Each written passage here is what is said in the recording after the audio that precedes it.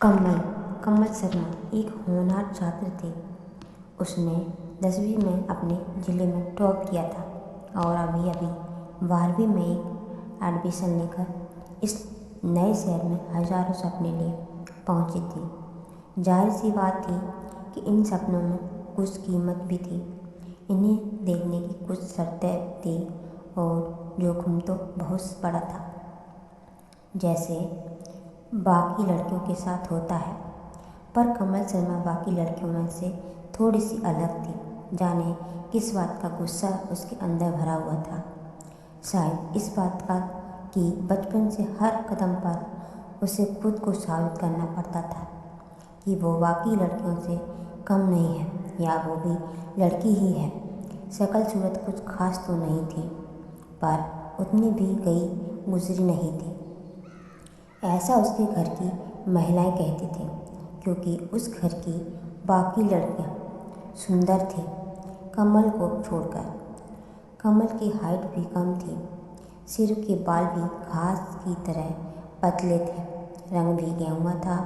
बहुत जिद करके उसने शहर में एडमिशन लिया था ताकि लोगों के तानों से बच सके, पर यहाँ भी पहले ही दिन कॉलेज में उसे रैगिंग का शिकार होना पड़ा, जो उसके सीनियर के अनुसार मस्ती थी, थोड़ी सी मस्ती, और कमल ने भी उनकी मस्ती का कोई विरोध नहीं किया, चुपचाप अंदर चली गई। दूसरे दिन भी सीनियर लड़कों ने उसे टोका, ओ कमला रानी, कहाँ जा रही हो? कमल रुक गई और बोली, मेरा नाम कमल है, कमला नहीं। अरे ओ हो, तुम कमला ही हो। अब लड़कों वाले नाम रख लेने से लड़का तो नहीं हो जाओगे? उस लड़के ने कमल को घूरते हुए कहा। कमल ने कुछ भी नहीं कहा। इसी तरह कुछ दिन और गुजर गए। उन लड़कों की बदतमीजी बढ़ती ही गई। एक दिन उनमें से एक लड़के ने कमल को अकेले मिलने के लिए कहा। कमल ने मना कर दिया, पर क्या इतना आसान था मना करना? उस लड़के ने कमल का जीना हराम कर दिया।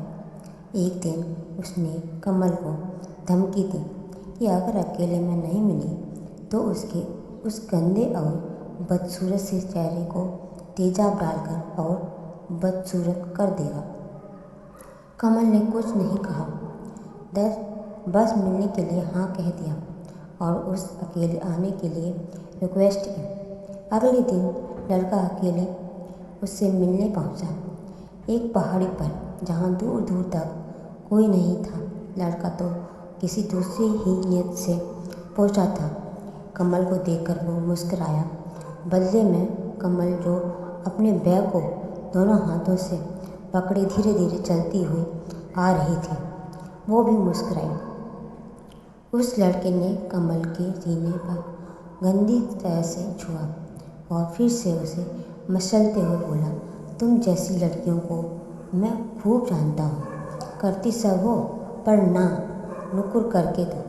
अब आज जल्दी से अपने कपड़े उतारो और तैयार हो जाओ। कमल ने कहा, आप अपनी आंखें बंद कर लीजिए, फिर मुझे शर्म आ रही है। वो लड़का जोर से हंसा और बोला, ओह, तुम लड़कियां भी ना, वैसे तुम्हें तो खुश होना चाहिए कि मेरे जैसा लड़का तुम्हें छुएगा, मतलब तुम जैसी लड़कियों को। कहकर उसने अपनी आंखें बंद कर ली।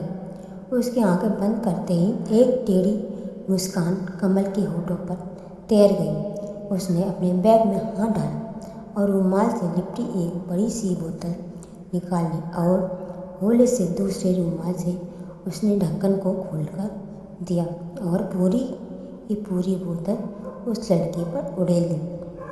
बोतल की चीख चेहरे पर पड़ते ही वो लड़का दर्द से बिलबिला उठा और उसकी चीखों से पहाड़ी गूंज उठी। उसे न कुछ दिखाई दे रहा था, न कुछ सुनाई दे रहा था। उसका चेहरा गल कर नीचे गिर रहा था, क्योंकि कमल ने उसके चेहरे पर तेजाब डाल दिया था और दूर दूर तक उस लड़के को मदद करने वाला कोई नहीं था।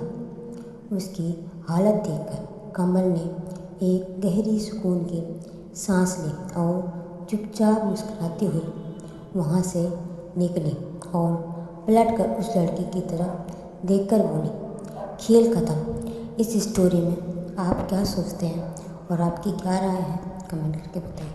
Thank you so much for watching.